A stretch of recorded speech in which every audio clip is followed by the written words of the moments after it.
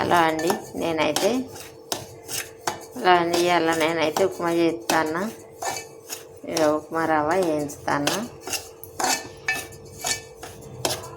మా పిల్లలు వేయించుడు అలవాటు అయ్యారు, బాగా వేయింపి చేస్తేనే తింటారు. పచ్చి చేస్తానంటే అద్దా అంటారు, అందుకనే వేంపుతే ఎప్పటికీ.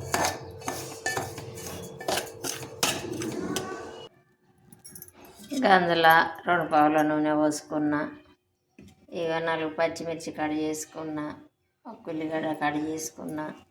ఉప్మాలకు ఉప్మా రవ్వ అయితే ఇప్పుడు అయిపోయింది. కొంచెం శనగపప్పు, 2 ఎండుమిర్చి, కొంచెం మినపప్పు,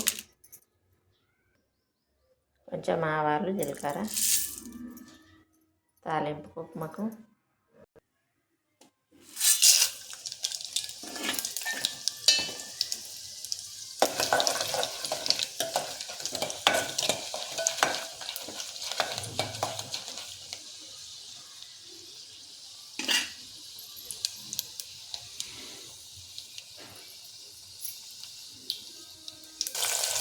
ఉల్లిగడ్డ పచ్చిమిర్చి కూడా వేసిన, కరివేపాకు, కొత్తిమీర లేదండి.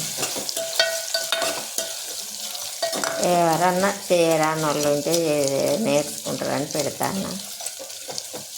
పిల్లలు ఉన్నారు కదా చాలామంది, ఇప్పుడు ఉప్మా కూడా చేయరాని పిల్లలు, అందుకని వేయింపి చేస్తే రవ్వ వేయింపి చేస్తే మస్తు ఉంటుంది, అందుకని పెడతాను.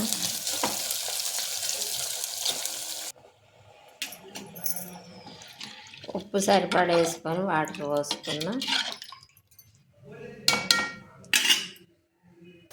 వాటర్ అయితే మసులుతున్నాయి, ఉప్మా రవ్వ పోస్తా.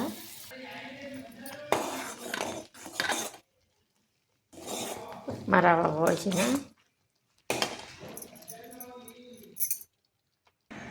అది ఉప్మా అయితే రెడీ. లూజు చేసుకుంటే చాలా బాగుంటుందండి, అందుకే లూజు చేసిన.